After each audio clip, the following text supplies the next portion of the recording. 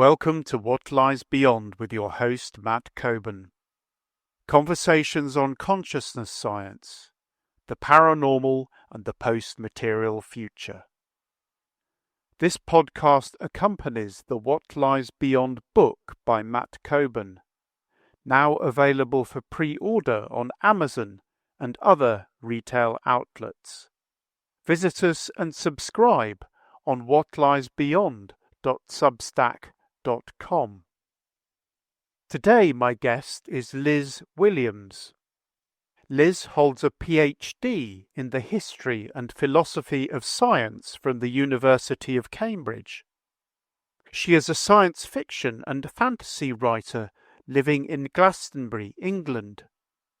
She has been published by Bantam Spectra and Tor Macmillan, and is currently published by Newcon Press, Reaktion Books, Llewellyn Books, Open Road, and Thames and Hudson. Liz is also an occultist and a pagan, and has published several non-fiction books on that topic. One is the 2020 book, Miracles of Our Own Making, A History of Paganism. Another is the 2025 book, Compendium of the Occult, Arcane Artifacts, Magic Rituals and Sacred Symbolism. She is also the author of Rough Music, Folk Customs, Transgression and Alternative Britain. In our dialogue, we discussed the status of artificial intelligence and consciousness studies. We look at the intersection between consciousness, imagination and creativity.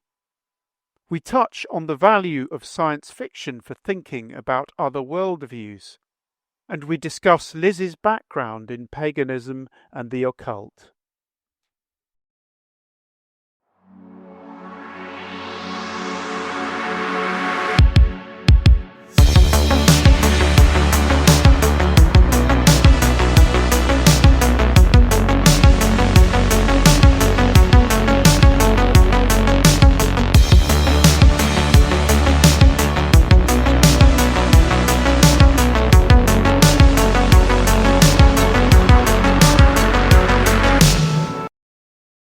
So, Liz Williams, I think this is actually the second interview with you that I've done. I think the first one was for your science fiction novel, The Ghost Sister, wasn't it? And that was back in, Wow. 2001. Yes, how can that possibly be a quarter of a century ago, Matt? Obviously some time slip has occurred. You're someone basically with multiple backgrounds, but your academic background, you had a master's in artificial intelligence and then a doctorate in philosophy of science. Is that right?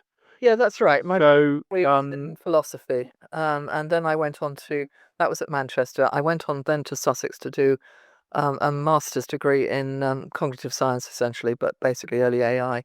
And then I went back to philosophy at Cambridge to do a doctorate in the history and philosophy of science and epistemology. so was the doctorate linked with AI, or was it completely separate?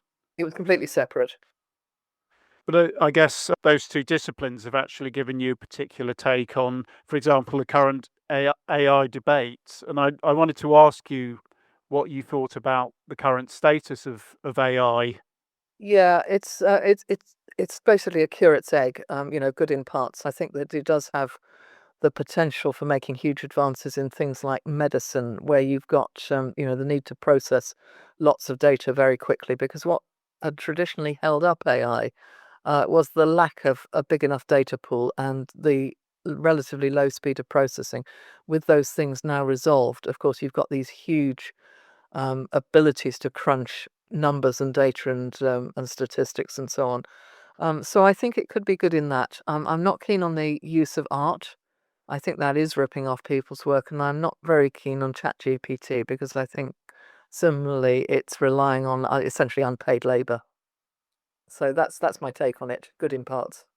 Yes, I mean, I've noticed in social media there's been a lot of quite appropriate upset about the appropriation of artists' work, but also supplanting sort of artists and writers in places where they shouldn't be supplanted. That's right, yes. I mean, I think it could be used for a lot of things, but the fact that it's being used for this is a bit annoying because it's putting people out of work. I lost a job to ChatGPT a couple of years ago, and it was cheaper, it was quicker, and it wasn't as well researched. It's very bland, and I notice a lot of the online press use it. It comes up with particular adjectives repeated over and over again. I guess this is a cheap version. There might be better versions of it.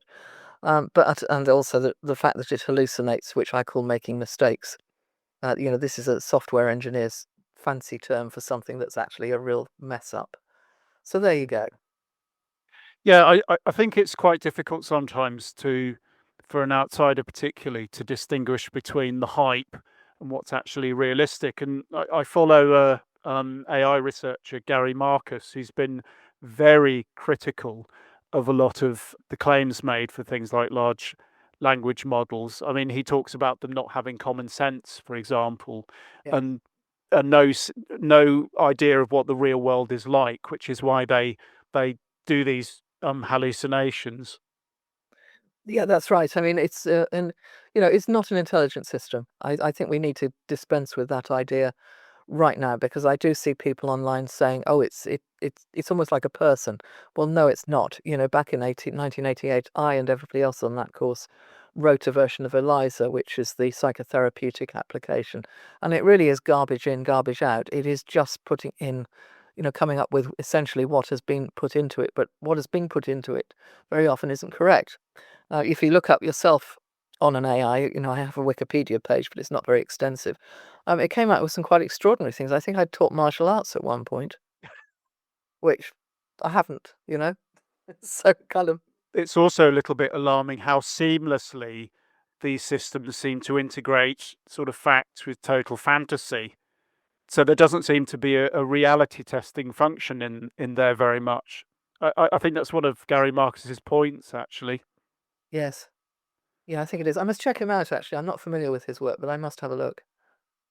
I think there are some very useful sort of not just critics but AI researchers out there. So I was looking at this book by a researcher called Judea Pearl, who it's called The Book of Why, and he says that essentially the problem with the current kind of AI is it's all correlation, whereas Right. he thinks that human beings have these causal models which basically tell us how the real world works somehow in our heads, and so that was a real revelation to me because it made me think, oh well, that's why it doesn't have common sense. It's because it's lacking something that we have that's quite fundamental to our thinking, I think.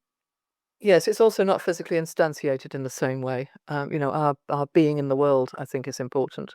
How we experience things, and that way of being in the world is obviously limited. I can't crunch millions of numbers in 30 seconds, but I can instantiate, and I think that's part of what we do that an AI is never going to be able to do, even if it's in a robot. So, in terms of AI and consciousness, what are your thoughts? Well, I don't think it's conscious, but we don't know what consciousness is. So this is the big issue really with epistemology and philosophy of mind. I've recently been working on a book with somebody. I'm not writing it. I'm just reading it through as a copy editor and beta reader on the theory of consciousness. And he does a really good job of trying to get to the bottom of it. But I don't think we have, and I'm not sure that we can. Whether it is some sort of feedback loop, we don't know. But how is it that we seem to be self-aware? Is consciousness the same thing as self-awareness? Or is it something different? People talk about a universal consciousness, and I think my intuition is that that's probably on the right lines. But what actually is it? So before we answer the question fully as to whether AI is conscious, we've got to define consciousness. And that's a problem that's obviously preoccupied philosophers for, I don't know, the last few thousand years. Yes, absolutely. Obviously, this podcast is partly about controversies in consciousness, but also I've been teaching consciousness studies for the last 5 years or so with the Aleph Trust. And so we have to look at different worldviews. And the name of the author escapes me, but I can put it in the show notes. Last time when I was revising the introductory essay, this incredibly long review article had come out, sort of summarizing the different theories of consciousness. So it looked at a lot of the materialist ideas and then the post-materialist ideas. And honestly, there are hundreds and hundreds and hundreds of these at the moment. And I think even sort of experts in the field say that theories are proliferating rather than narrowing down. So I don't think we've got it nailed down yet either. No, I mean, what's your take on consciousness, Matt? Oh. What do you because I'm genuinely interested because this guy's book has sort of returned me to philosophy of mind and how the field has moved on a bit, and I'm fascinated by it, but I feel like it's sort of trying to grasp a handful of air. You know, we just can't kind of get there. Yeah. Yeah. Uh, okay. I okay. I've got a lot of sympathy for cognitive approaches. I think they definitely make a contribution. I think we found out a lot about specific brain functions that seem related to some aspects of consciousness. But I think Thomas Nagel was right in his book Mind and Cosmos that we probably don't even have the tools yet to Right. figure out an ultimate answer. My bias is probably towards something like neutral monism, actually. Okay. So I think it depends what you mean by consciousness. So if you've got stuff that's associated with the brain, I think it's appropriate to think in terms of brain function. But quite often the idea that we can somehow dismiss the problem of qualia has never seemed to me quite right. No, there are language issues as well. Quine goes into that to some extent, and I think a lot of people, are looking at, one of the things that I've been talking to people about recently are obviously things like out of body experiences, near death experiences, Yeah. quasi supernatural experiences, and some of those, you can pin them down to brain function perhaps, but some of them you kind of can't. And in that case, Yeah. what's going on? Is this just anecdotal? Is it a mistake of some kind? Are people lying? What's all that stuff about? And I think I really do think that a physicalist analysis of all this, there's a big hole in it somewhere. Yes. Where is the hole? Yes. How can we fill the hole? I agree, but I also think we're living this incredibly paradoxical era because we've got this incredible brain science, which I wouldn't have imagined it to have advanced as far as it has, say, when I was doing my doctorate 20 years ago to now. But at the same time, I think that advance has actually revealed, paradoxically, just how little we actually know about consciousness at the same time. So Yeah. it's a very peculiar time we're living in. Yeah, it is. It's very weird. It's and I just don't think we're getting there somehow. We're sort of going around in circles, and I think that's probably inevitable, to be quite honest. But it's certainly a fascinating discussion to have, and it's I think I think more may come down the pike. I don't think it's going to come via AI though. No, I think AI is very powerful, but I do think that consciousness researchers in the mainstream need to take parapsychology, for all its faults, much Yeah. more seriously than they actually do. Yeah, I completely agree. I don't think you can sweep all of this stuff under the carpet, or explain it away. And I think, but I've got some. I'm not an idealist either. I think it's probably some kind of, how can I put this? This sounds really trite, actually. There is the physical world and the non-physical world, but the non-physical world, I think, is real in some ontological sense, but we just don't understand it yet. But is it a systems thing? Because just because something is a system, like a society. People talk of humans and the collective unconsciousness, right? Like it's some sort of either an underlying property or an emergent property of those systems, that there is a sort of overall consciousness in some form. But the example I keep coming back to personally is economics, because I think economics is kind of weirdly out of control. Economists Yeah. don't seem able to understand it. And I'm in no position to be able to understand economics. I'm terrible at statistics and maths. But at the same time, I think it is a system. It's a man-made system. It's not like the weather. It's not like the natural world. And yet it seems beyond anybody's grasp to actually do anything concrete really concrete about it. Otherwise they would have done so. And what do we do? Do we just, that's another question. Do we just burn the whole lot down and start again, which we can't really do, or will it destroy us? But is economics conscious? I don't think it is. Hmm. So it's not a function of systems. Am I making sense? Or it's not a function of that system anyway? I think so. I mean, one of the earlier chats I had with Bernardo Kastrup, who's ended up an idealist, but he worked with CERN, very very clever physicist, and Right. I think one reason he started doubting materialism was that he was building AI systems back in the 90s, and that included sort of neural networks, a bit like small versions of these sort of large language models we have now. Right. And he eventually decided that they couldn't be conscious because it was just function, and he Right. doesn't think consciousness can be reduced to functionalism. Right. And I agree with him on that. I'm not sure that idealism's the best solution, but he provides, I think, the best case Yeah. for idealism that we have at the moment. Yes, I'm sympathetic to idealists, but I think both of them are kind of throwing the baby out with the bathwater at the moment. Idealists come into the picture because physicalism fails to take into consideration so much in the way of phenomena that it tries to explain, fails to explain, but then dismisses. Yeah.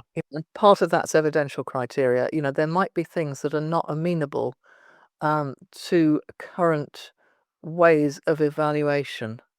And this is the argument against ghosts, that if you want to see them, they never appear, kind of thing. You can't measure them because the measuring equipment screws that up. I don't think that's a quantum argument, by the way. I think our understanding of quantum mechanics is really terrible in terms of lay people.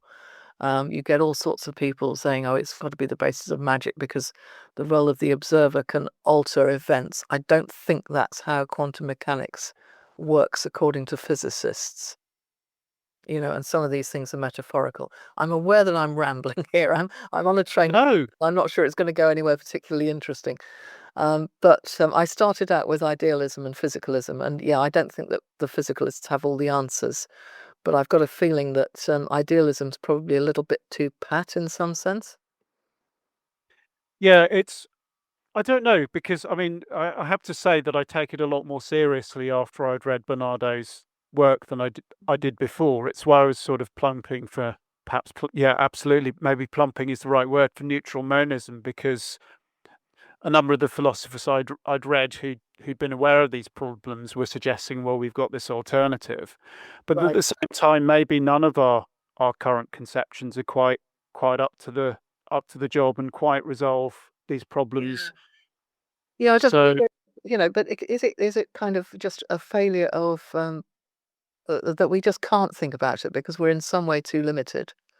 We're locked into a neurological system at the end of the day. And even if there's a sort of an external consciousness or an external realm that interacts with that, we can't perceive it as humans because we're instantiated in the physical. So yeah, yes. it's just a very it is very interesting, but I don't think epistemologists have really got to grips with it yet. And kind of how could they?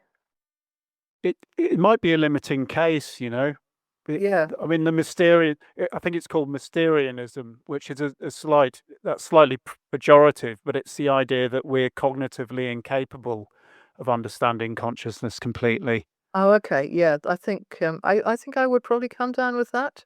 I hate it because it's sort of like admitting defeat in a certain sense, but I think there might come a point where we have to. I might talk to you a bit more about that offline, send me some links or something. Oh, absolutely. I think that, yes, very interesting discussion. I mean, on the parapsychology front, I think one of the issues that we've got to get a better handle on is things like replication, because I think that's one of the strongest points the skeptics make. Right. I had an interview earlier for season 2, actually, with Chris French, and Right. he was complaining, quite legitimately, I think, that whenever he tried to get positive results in parapsychology experiments, he was never able to get them. And I think we need to, Yeah. I don't think that's enough to dismiss the positive stuff in parapsychology, actually. But I do think that's a significant critique we need to be addressing better. I mean, I do think there is value in parapsychology, but people get too wedded to theories and too wedded to particular points of view. You know, you've got to remain very, very open-minded about it. And on the other hand, I am, you know, to some extent in agreement, well, in very strong extent actually, in agreement with Thomas Kuhn about paradigm shifts. You know, that anomalies get ignored or brushed aside or shoved under the carpet until the point where they just accumulate to a point where the whole theory overtips because it's no longer sustainable in the light of the anomalies. And his view also is that, if I'm correct, I read up on Kuhn recently, is that the dominant paradigm is not only rigid, but it's also got a suppressive effect on incoming paradigms. So, you know, people will, and this is obvious in a way, people will actively fight to get rid of anomalies because they are very wedded to their chosen theory. And that's true on both sides. Yes, 100%. Although what I would say is, I think if you're arguing from from scientific materialism, your perspective, you're much more likely to get taken seriously by the BBC or whatever than if you're arguing for post-materialist perspective. I mean, you did a bit of work on, was it Paul Feyerabend's work? Well, yeah, I did. I think Feyerabend is worth revisiting. Actually, it's a very long time since I've looked at his theories, and I can't remember a whole lot about them. I mean, we are now talking, I'm horrified to say, 40 years ago. You know, I did my doctorate in my 20s, and I'm going to be 60 in a couple of weeks' time, which is just alarming, really. How did that happen? But at the same time, you know, it's inevitable. But yeah, Feyerabend, I do need to go back and take a look at, I think, at some point. He's a very interesting thinker.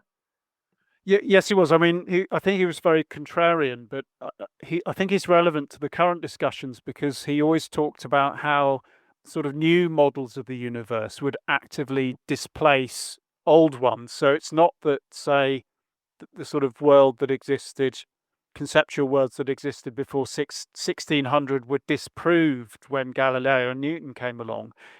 They're almost forgotten. And I always thought there was something in that, actually.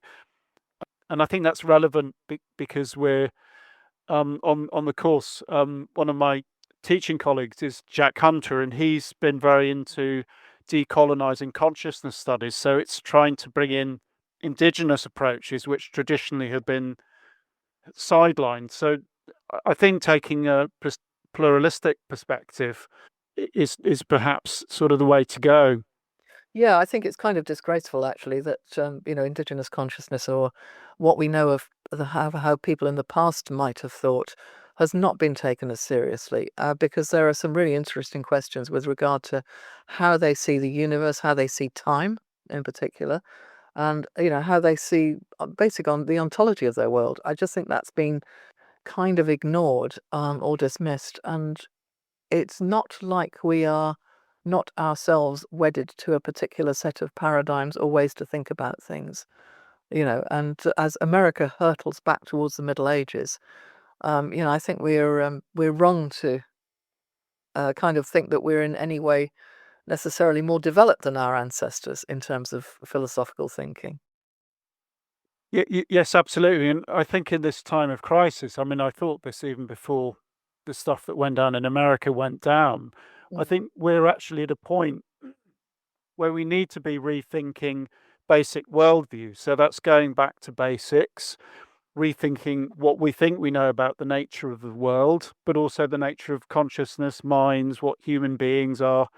I mean, these are questions without definitive answers, but I think simply sidelining sort of certain kinds of answers because they're not convenient or they don't fit into kind of industrial consumer society is no longer adequate.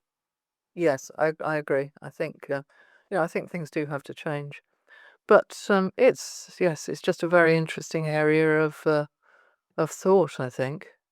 So moving on slightly, obviously you've had a very long career now as a fantasy fantasy, science fiction, speculative fiction Yes. writer. And I wanted to ask you a little bit about the creative process, because it's long struck me, as someone who obviously also writes, that the creative process, consciousness, imagination are often linked. So do you have any thoughts on how your experience as a fiction writer could inform your thoughts on things like consciousness and the imagination? Well, I suppose I went into science fiction writing for the same reason that I went into philosophy, which was that it allowed me time to think about the world, the future, the past, different ways of thinking, which is really a kind of mini obsession of mine, how people think differently. And science fiction gives you the toolbox and the playground to be able to do that in a very wide arena, as you yourself know, because you can write about alien life forms, you can write about different types of people, you can write about post-humans, all of these things that we're very familiar with as science fiction readers from well over 100 years now. There's lots of stuff out there, and I think that sort of thing is really what led me to both of those areas. But I'm not sure if my philosophy certainly influences my science fiction. I'm not sure my science fiction necessarily influences my philosophy, but I am aware that there's a lot more reading to be done. Patricia McCormack's work on post-humanism, I want to have a closer look at when I've got the time. Time is a little bit difficult at the moment because I'm teaching, but we will get to a point at which I can hopefully go back and start taking these things a little bit more intensively. Because I mean, in your work, there's a number of recurrent themes, isn't there? So there's sort of a very strong environmental element. There's sort of the magical element is also very important, and also alternate cultures as well. So quite often you have situations where different cultures clash. So I remember your first novel was about that. It was about one culture coming in and interfering with another, and things going Yeah. sort of horribly wrong. Yeah, So kind of a theme of mine, I guess. Part of that was influenced by a lot of the post-colonialist, Orientalist, anti-Orientalist writing that was around in the late 80s and 90s, and a lot of it's influenced by feminism, obviously. I think if you want to sort of pin anything down to my personal development, it's feminism that is the dominant ideology in various forms. so again, that would be very important in terms of what we've been talking about. So decolonizing not just consciousness studies, but also fiction as well, because that's been a massive process in the last few years, hasn't it? Yeah, it really has, and there's some the people. Vida Cruz Borgia has been doing work on that. We started. I don't think you've been to Milford since we started doing it, and I'm not sure whether Milford is still doing it because I've had to detach from Milford due to the teaching commitments. But we started using her decolonizing notes because we're getting increasing numbers of people on the science fiction writing workshop, which is what Milford is, for those who don't know, from other countries, particularly from various African countries, because African science fiction is very big at the moment. So is Asian SF. And, decolonizing is, I think, it's not just some buzzword. I hate the term woke. I really think it's essential because if we're writing about alien life forms and we can't even understand the thought processes of our neighbors on this planet, what use is SF, basically? Yes. I think it's really valuable stuff, and I think it's very interesting as well. Yeah, it's long been one of my favorite forms, actually. I mean, Mm. particularly writers like Ursula Le Guin, Oh, yeah, who, yeah. I mean, huge and influence. I mean, because she has a very, I think her father was an anthropologist, but she's so good at that sort of cultural world building. But Yeah. it's also, what's interesting is how a lot of what we were talking about in the context of consciousness studies is relevant to the fiction writing as well, because it's people moving between worldviews and what happens when two worldviews sort of clash or collide. And I think these are such useful tools. It's one of the things that makes this sort of speculative fiction so valuable. Yes, it's as I said, it's a toolbox, and it enables you to expand and think about things in a different way, which is incredibly valuable. I mean, there are going to be people to whom this will be anathema, and I don't know whether that's the dominant number of people. It tends to be self-selecting with me, because even people I get into conversations with in pubs are quite interested in how different people think and the different opinions they have. But there are an awful lot of people who just don't and won't. And I had a student say to me recently, "I don't like thinking." Okay, where do you go with that? And a friend left and it wasn't a Mormon college; it was a small liberal arts college, a SLAC in Utah, a few years ago, because she tried to introduce them to critical thinking.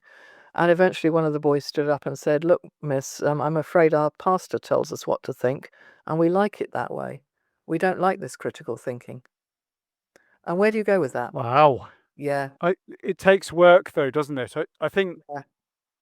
but it's very noticeable that I think there is certainly a tendency, particularly on, say, social media, to just accept what everyone else in your particular group is saying as read, and not really ask too many questions about it. Yeah, Um, yeah, I think people have, and I do it. We all see something, we think, "Oh, that's awful." There was a thing about Trump firing somebody's resignation letter. I think this guy is in the military, and it was a very good resignation letter. And suddenly this is all over the place. But this was about two years ago. The guy didn't actually send the resignation letter; he just wrote it, and it got online somewhere. Mm. But he didn't actually resign. And this is not a senior military figure resigning in protest at the recent inauguration of President Trump, which is how it was being presented. That sort of thing just muddies the waters. But we all do it. We all sort of look at something, we think, "Oh God, that's terrible. I better put that something out." It's like the world can do without my hot take on a whole load of stuff, actually. yeah, yes, yes, very much so. I mean, a few years ago, when I came off social media for a while, and it was after a friend of mine who was saying, "Look, Matt, nobody cares about your opinion." Yeah, And I I know. thought that's kind of harsh, but actually, in some ways, it's quite freeing, because it means Harsh but fair. Yes. In that case, your friend is me to myself. It's like, shut the fuck up. Nobody cares. I don't know if I'm allowed to swear on this podcast, but hey, there went that. Um, well, yeah, I mean, it's just one of those things. If people's, you think your opinion is terribly important, and it is to you, and it might be to your friends, but is it really that important to everybody else? And so many people do seem to think, for apparently no good reason, that their opinions are really kind of going to be cherished. And those are usually really crappy opinions, actually. I mean, the people I know who do worry about this sort of stuff, and who do think, "Oh, maybe I should dial it back, tone it down. Maybe people don't really want to know about this stuff." Usually, those like yourself, Matt, are the people I actually quite like to hear from. oh, well, thank you. Well, I think so. it's I think coming so. through, isn't it? Yes, but I think self-doubt's quite important, but it is also true that the internet tends to get dominated by people who are very certain of themselves a lot of the time, which can be a very frustrating situation. Yes. Um, but I mean, just going back to the sort of creative writing, I think one of the things that's always interested me in the process of it is that it's where it's not the classic question authors get, where do you get your ideas, but it's where do you get your ideas, how do they arise in your sort of mind and brain, because I've always found that quite a mysterious process, in some ways as mysterious as some of the other things we've been talking about, and that was sort of came through to me when I was looking at our mutual friend, late friend Tanith Lee's work, Esther Gabler, where she was actually, I think it was sort of semi-serious, saying that this wasn't a fictional character, or it sort of was, but it was a character that kind of took her over and Mhm. almost channeled those particular stories to her. And I did want to ask you whether that resonates with your own creative process, and whether you wonder about this kind of thing when you're writing. Yeah, no. I don't think I channel anything except me, actually. But I did have quite a lot of conversations with Tanith about this issue, and I think she genuinely was channeling something. I don't quite know what it was, or who it was, but I think that was very definitely a real thing. And no, she absolutely wasn't nuts either. It wasn't some sort of mental health thing. It was that she was in touch with a presence of some form, and it was coming through in her work, which is kind of extraordinary, really. But yeah, I wouldn't have necessarily taken that particular view from a lot of people, but I do think that was very definitely the case with her. She was channeling something. And I've seen quite a bit of trance mediumship and stuff like that, and yeah, sometimes it's a little bit suspect, and sometimes you think, no, absolutely, I really do think there is something else going on here. So that's Mm. where I was with that, but I don't do it myself. Th- That's interesting because I was interested between the convergence of creative writers and things like psychical research. I just looked at Robert Louis Stevenson's essay on this because he claims in one of his works that the brownies gave him his stories. So Right. and he was also very interested in psychical research. Right. He was a member of the Society for Psychical Research. He was a friend of Frederick Myers, who was one of the founders of that and had ideas about the subliminal mind. And I think that's where he got the idea of Dr. Jekyll and Mr. Hyde from, actually. Oh, right, that's really interesting, actually. I didn't know that. That's just fascinating. Yeah, I don't really know much about him. So, for you, when you're writing, you say it's all you, but do you still have that? There's still an automatic element of process in that process, isn't there? Yeah, I mean, this is, you're always sort of writing out of your unconscious to an extent. You're kind of surprised by what turns up and where it comes from. But I do think, yeah, I mean, I don't think anybody who writes is going to be terribly surprised by the, oh, I didn't think she was going to do that kind of thing that you find with your characters. So, what's that about, really? But at the same time, I do think that, it's generally you doing it, even if your characters take you by surprise. Unless, of course, that maybe we are, I don't know, in touch with another realm somewhere. It's a mysterious process. I always wonder whether, I need to look into this more closely because every year I say this to my students and I mean to look it up and I don't quite where, what the nexus point is, or if it's the same part of the brain that deals with memory, dreams, and imagination. Is it the same part or is it something else?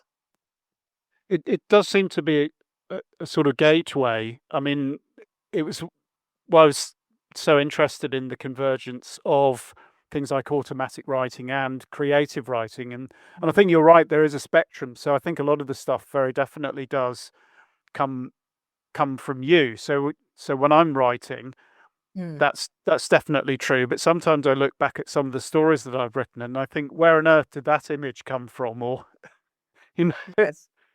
Yeah, where did that come from? Well, the left field thing is completely bizarre, actually, and I don't think we have a real understanding of it, actually. But it does fascinate me, and it's always something that newbie writers are very kind of charmed to find that quite suddenly their characters are doing and saying things that they didn't anticipate and they didn't think they were going to do.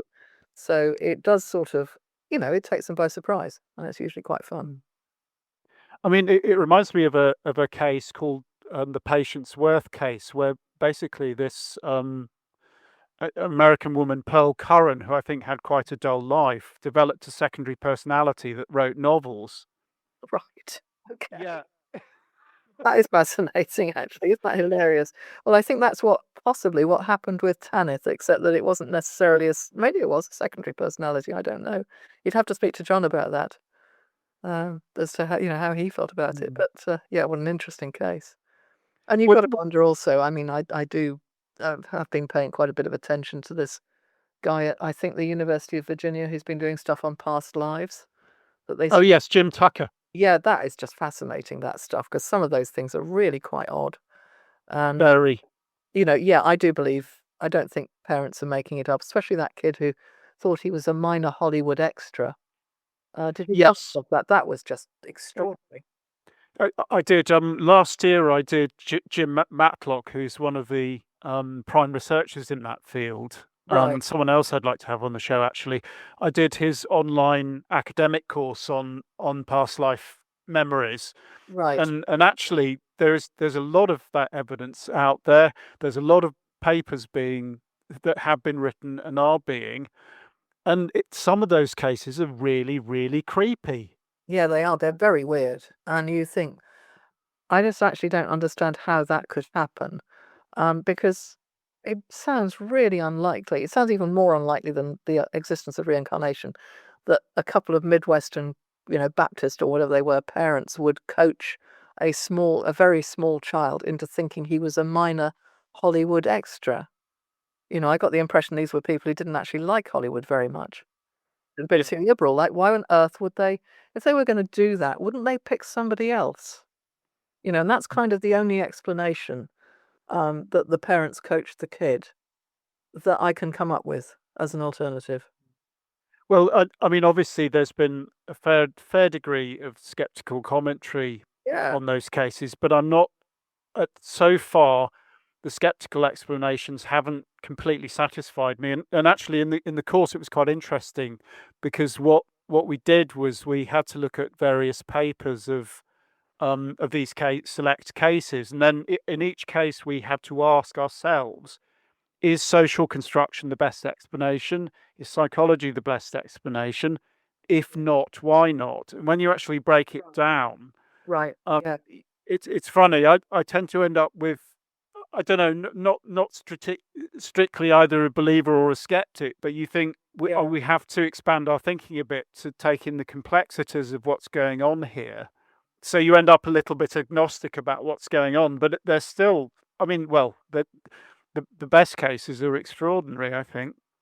Yeah. I mean, yeah, what is going on, But I think I agree with you. I think you've got to break it down in terms of the possible explanations of it. And some of those explanations are going to be even more unlikely if such a thing were possible. We just don't know. Yes, absolutely. But I think it's a worthwhile avenue for research, and actually, I think it's burgeoning up to a point. I think one of the people who's doing the course with me, I think he was working in Brazil. So there's a Mm. lot of global interest now in getting research from all sorts of different cultures. I mean, Ian Stevenson, who started off that research, was very much into that as well. But that was him and as an American going to India or the Far East or wherever. But I think now it's much more local investigators who can speak the language, and I think that's the way it should be actually. Because Sure. you're going to get more reliable results that way, and they're going to get the nuance. So you live in Glastonbury, Yeah. and you used to co-run a witchcraft shop because you've been into paganism for and witchcraft for quite a long time. So could you tell me a bit about how you got into sort of the occult and witchcraft from your academic background, or was it before that? No, it was before that. It was when I was a child. My father was an amateur shop, so he used to go around looking for books in bookshops on magic, and he didn't really differentiate between the occult and books on conjuring. So we had an awful lot of stuff in the house by people like Eliphas Levy, and I just read it and sort of took it on board. I've never really deviated from it. I've never had a conversion to anything else, although I have explored, things like Buddhist concepts and so on. But it's always been paganism and witchcraft. Here is the cat to prove it, who wants to be on the podcast as well, apparently. But yeah, that was way, way before. And also fantasy fiction. I think a lot of pagans say that they feel like they're coming home. And I think that is partly to do with the stuff that they read when they were children. Things Mm. like Alan Garner, Susan Cooper, Lloyd Alexander, people like that, I think were very much, into involved in what I became. And yeah, it's just been a constant thing with me. I've never really moved that far away from the occult. So is there a specific tradition that you favour, or is it a little bit of mix and match? It's mix and match. I am pagan, but I tend to describe myself as a practicing British occultist, because that covers an awful lot of bases. And I am interested in angelic magic, in planetary magic, in paganism per se, which is not theologically very advanced, and I think that's probably a good thing. So it's all of those. It's quite a broad church, really, or an anti-church, I suppose. But it's where I feel spiritually most at home. Not always intellectually, but spiritually. But you tend to approach it in quite a critical way, don't you? So, for example, you wrote a book on the history of British paganism, sort of miracles of our own making, Yes. and I really like that book because you have a look at the traditions very fairly, but you also bring in things like the work of was it Ronald Hutton, who's been quite critical of a lot of more traditional ideas of about paganism. Yeah, I do. Basically, I think you've got to examine whatever you're involved in spiritually, you've got to examine it with a critical lens, because there's an awful lot of bollocks talked in paganism about where stuff comes from. E.g., the Christians nicked all our stuff. Millions of people died in the witchcraft trials. All of this stuff is just not true. And it gets repeated over and over again because people are uncritical and they take it on board. And I think you just need to uh, not challenge that in the sense of going, "Oh, you're wrong all the time," because that's pretty obnoxious. But actually saying to people, the history of where things come from in this particular tradition is actually much more interesting than the non the non-factual stuff. I mean, Ronald has done a huge amount. So has Owen Davis. So have various other people. And I'm very pleased that Miracles of Our Own Making has been very well received. Ronald read it before it went to press. And he's also read Rough Music. I didn't send it to him. It's terribly embarrassing. The publisher sent it to him. So when I saw him a few weeks ago, I did so. I've got a new book coming out soon. And he said, "Yes, I know, I've read it." Like, "Oh, God, how have you read it?" And the publisher sent it to him. So I feel very reassured by that, because he did in Miracles point out a couple of things that weren't actually massively wrong, which was very heartening, but they weren't quite correct, and he did correct them. So, so yeah. That's brilliant. I mean, yes, Ronald's written an awful lot of books which corrects a lot of these ideas. I mean, a lot of our very common ideas about paganism essentially come from the 19th century, don't they, or early 20th? Yeah, they do. It's the Ronald's that claim about millions of women dying in the witch trials. Ronald's traced that back to a late 19th century statistical error in somebody's work. She wasn't lying about it. She just didn't understand statistics and got it wrong. And I do think this is terribly important because anything historical is going to be seen through the lens of the present day, obviously. But there are still such things as facts. And I think we need to take those into consideration. Yes, absolutely. I think it's important, but also, like you said, the history of, say, pagan religion in Britain is actually much more multi-layered and complex than we realise. I mean, I think it was about three years ago. I saw a lecture by, I think it was Timothy Darville, on Stonehenge, his ideas about Stonehenge, and then I went to the British Museum, had an exhibition in the same year, 2022, and there are whole layers of new knowledge about prehistoric religion that have sort of been slowly pieced together that no one had any clue about, say, 20 or 30 years ago. So there seem to be new dimensions of archaeology opening up before us, actually, that I don't get the impression have filtered through into a lot of occult writing yet. No, I don't think so. But they will. They will. Give us time. I mean, most occultists are not professional. They have lives and jobs, and they're doing their best. So it will happen. Absolutely. Talking of which, you've got a new book out, haven't you? It's Compendium of the Occult. So tell me a little bit about that. Okay, so that is with Thames and Hudson. It is a lovely book, but it is a coffee table book. We had to leave an awful lot out. because the pictures were essentially the primary mover of this tome, and it does look fantastic. So it's very, very, very nice, nicely produced, and let's hope I get to do a couple more for them. Yes, it looks really good. I haven't quite got it yet, but I'm gonna get hold of a copy. And from what I've seen of it, it looks very, very impressive. So did you work closely with? Was it illustrated or was Yes, there it was a illustrated. specific photographer? They do all of that. They do an enormous amount of work, actually. They've got a whole pictures department. So they do that. They sort out the copyright and so on. And then essentially you just have to go through and caption it. I did suggest some pictures, but really their research department is excellent. So so it was very much a collaborative effort. It was a lot of fun, actually. It's really good to do. But I think one of my favourite of your non-fiction books, though, is Diary of a Witchcraft Shop. So could you tell me a bit about how that project arose? It came out of LiveJournal, basically. It was my diary, and I did muck about with some of the times. I conflated some incidents into a single year, but otherwise it is all true. I had to leave a lot of the more scandalous stuff out, unfortunately, because of the fear of being sued. But maybe I shall write the definitive volume and leave it to the Museum of Witchcraft at Boscastle when I die, and it can be published, in the future. I do think actually part of the reason we did it was because it was a laugh and we thought it would amuse people. But part of it is that, we are so interested in people like the Avalonians and in people who are in occult spheres like the Golden Dawn in the past. And we are now those people. And Mm. I think we need to be writing down as much as possible about our day and age for the sake of future historians of the occult.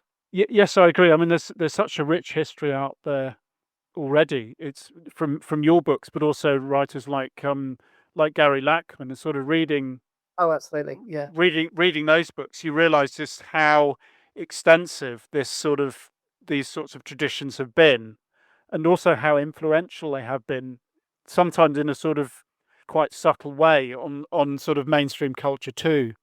Absolutely, yeah. No, I completely agree. I'm a great admirer of Lackman's work. He's done some really, really interesting stuff. Somebody was talking about him to me last night about Steve Bannon. Actually, he had quite a lot to say at one of the occult conferences about Steve Bannon, and that sort of stuff is, talk about the occult breaking into the mundane world in a horrific way. Yes, absolutely. I mean, I interviewed Gary very recently, actually, and we talked about his book Dark Star Rising, which is all about sort of Trump 1.0. And when all that happened, I suddenly became very grateful that I had some background understanding to this, because I think that some very toxic sort of occult practices have and continue to inform the alt-right. Yes, absolutely. No, it's unfortunately the traditionalist thing. I mean, Bannon's on the outs with Trump now, but he's still got some malign influence because essentially this is a psychopathic doctrine, and psychopaths are drawn to it. Going to Yes, suggest we stop because my battery is about to run out. the right. Unfortunately, That's so fine. I'm ready to suddenly disappear. But thank you Oh, very much.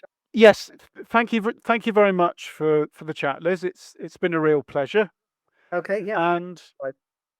absolutely, thank you.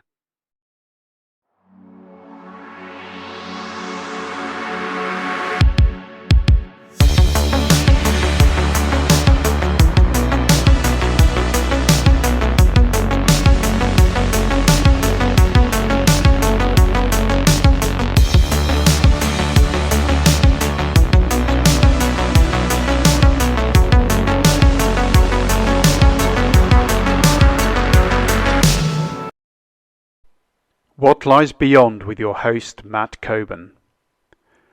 Conversations on consciousness science, the paranormal, and the post-material future.